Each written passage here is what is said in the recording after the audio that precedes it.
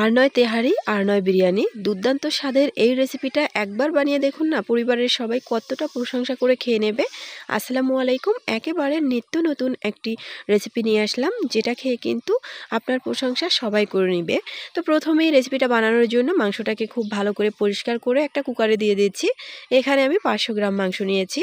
বড় সাইজের একটা পেঁয়াজ কুচি দিয়ে দিচ্ছি, আদা রসুন 1 টিস্পুন দিয়ে দিচ্ছি, গরম মশলার গুঁড়ো 1/2 টিস্পুন দিয়ে দিচ্ছি, ধনিয়া এবং জিরের গুঁড়ো 1 টিস্পুন দিয়ে দিচ্ছি, লবণ স্বাদমতো দিয়ে দিচ্ছি, দারুচিনি 4 টুকরো, তেজপাতা 2টি আর সাদা এলাচি 4টি ফেটে দিয়েছি মাঝখান থেকে এলাচিটাকে। রান্নার তেল পরিমাণ মতো দিয়ে দিচ্ছি, আর এখানে কাঁচামরিচ দিয়ে দিচ্ছি 10 থেকে 12টির মতো ফালি করে। এখানে কিন্তু আমি কোনো মরিচের গুঁড়া এবং হলুদের গুঁড়া ব্যবহার করিনি। তারপর খুব ভালো করে সব কিছু একসঙ্গে মেখে নিচ্ছি। মেখে নেওয়া হয়ে গেলে এখানে আমি অ্যাড করে দিচ্ছি 1 কাপ ফুটন্ত গরম পানি। অবশ্যই ফুটন্ত গরম পানিটা দিতে হবে, তাহলে কিন্তু মাংসটা খেতে ভালো লাগবে, আর মাংসের যে একটা বাজে স্মেল সেটা কিন্তু থাকে না। পানিটা দেওয়া হয়ে গেলে কুকারের মুখটা বন্ধ করে দিব এবং চুলা অন করে চুলায় বসিয়ে দিব। তো চুলায় বসিয়ে দিয়েছি, এবার আমি 7টি সিটি দিয়ে নিব।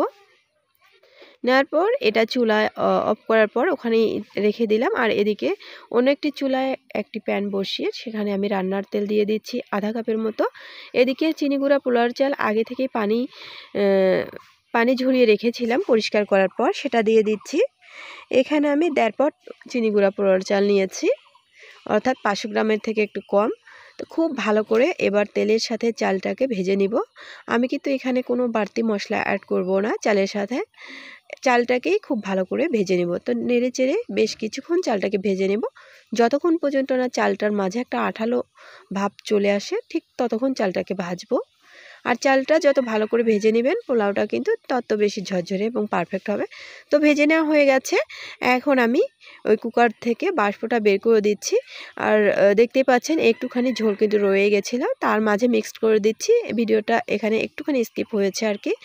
এবার মাংসের সাথে চালটাকে খুব ভালো করে মিক্সড করে নিচ্ছি। যেহেতু মাংসের এখানেই একটুখানি পানি রয়ে গেছে, সেই পর্যায়ে কিন্তু পানির পরিমাণটা বুঝিয়ে দিতে হবে। তো এখানে আমি প্রথমে ফুটন্ত গরম পানি দিয়ে দিচ্ছি। 1.5 কাপ পানির চালের জন্য কিন্তু এখানে 2 কাপ পানি দেওয়া লাগতো, তাই আমি 1.5 কাপ পানি দিয়েছি, যেহেতু পানি একটু রয়ে গিয়েছিল মাংসের মাঝে। তারপর ঠিক এ পর্যায়ে কুকারের ঢাকনাটা বন্ধ করে দিচ্ছি। চাল থেকে যখন একটা বলক চলে এসছে, কুকারের ঢাকনাটা বন্ধ করে দেওয়ার পর এখানে আমি 3টা সিটি দিয়ে নিব।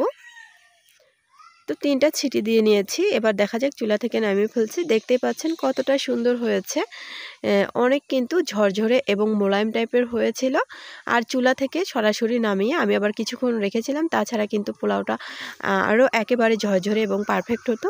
যাই হোক, এতক্ষণ রেসিপিটা দেখার জন্য সবাইকে অনেক অনেক ধন্যবাদ। আর রেসিপি ভালো লাগলে প্লিজ আমার চ্যানেলটিকে সাবস্ক্রাইব করবেন, নোটিফিকেশন অন করবেন, আর ভিডিওতে লাইক কমেন্ট করবেন, পারলে ভিডিওটা শেয়ার করে দিবেন। তো পরিবেশন করে দেখিয়ে দিচ্ছি। এই পোলাও রেসিপিটা কিন্তু অনেক টেস্টি হয়, একেবারে ঘরোয়া মশলায়, কোনো ঝামেলা ছাড়া। সবাইকে অসংখ্য ধন্যবাদ, ভালো থাকবেন, সুস্থ থাকবেন, tata bye bye, take care, আল্লাহ হাফেজ।